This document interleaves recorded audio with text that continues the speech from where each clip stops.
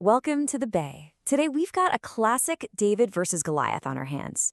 In one corner, we have the brand new lean and mean challenger, the RTX 5070. And in the other corner, the reigning, defending, undisputed heavyweight champion of the world, the RTX 4090. And this brings us to the eternal question, right?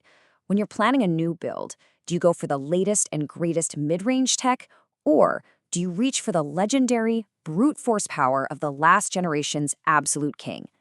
Well, let's find out. All right, first up, let's get to the tail of the tape. Before we throw these two in the ring, let's see how they measure up on paper. This is the pre-fight weigh-in.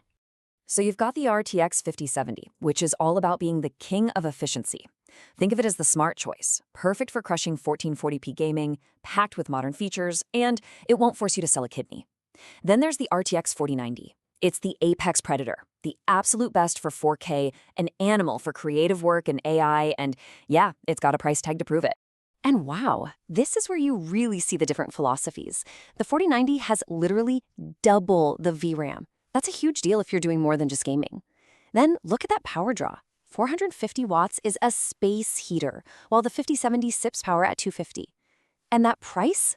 Whew, you could nearly build an entire second PC for what the 4090 costs. Okay, enough with the specs. It's time for the main event. Let's head to the performance arena, because numbers on a page don't mean a thing until you see them in action. We're kicking things off at 1440p. Why? Because let's be real, this is where most of us are gaming. It's that perfect mix of sharp visuals and silky smooth frame rates. This is the 5070's home turf, and it's got something to prove. And bam, look at that. In a beast of a game like Cyberpunk, the 5070 is knocking on the door of 100 frames per second. That's an incredible experience. Sure, the 4090 is faster at 150, but that's kind of overkill, isn't it?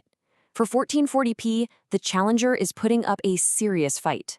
It's the same deal in Alan Wake 2, a game that just eats GPUs for breakfast. The 5070 is still pulling a super solid 82 FPS, way past that 60 FPS gold standard.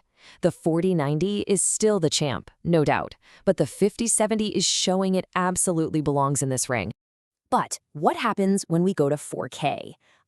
This is where the champion puts the challenger in its place. The folks at bestgpusforgaming.com said it perfectly.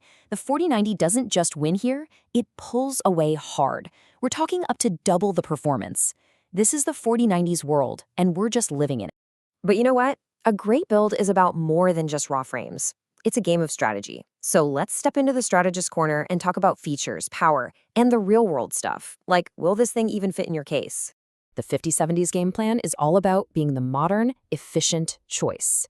It's got the brand new Blackwell architecture, which gets you stuff like DLSS4. That's the AI magic that basically generates free frames out of thin air. Plus, it's got that faster new GDDR7 memory, and it does it all without needing a giant cooler or a massive power supply. And the 4090 strategy? Simple. Overwhelming, unapologetic power. That ginormous GPU and all 24 gigs of VRAM, that's not just for gaming. It's for creators, for 3D artists, for people running AI models on their desktop. It's a professional-grade tool that just happens to be amazing at games. Which brings us to a super important word, practicality. Because a GPU isn't just a benchmark score. It's a big chunk of metal and silicon you have to physically put in your computer. You gotta ask yourself, does it actually fit? Is my power supply gonna cry? How much heat is this thing gonna pump into my room? These are the questions that matter. And this slide just says it all. The 5070, it's easy. It's a normal size, it'll probably slot right into your current case, and a good 650-watt power supply is plenty. The 4090, though, is a whole other beast. It's a commitment, it's huge, you'll need a big case, you'll need at least an 850-watt PSU, and you better have some serious airflow. You don't just add a 4090 to your build, you build around the 4090.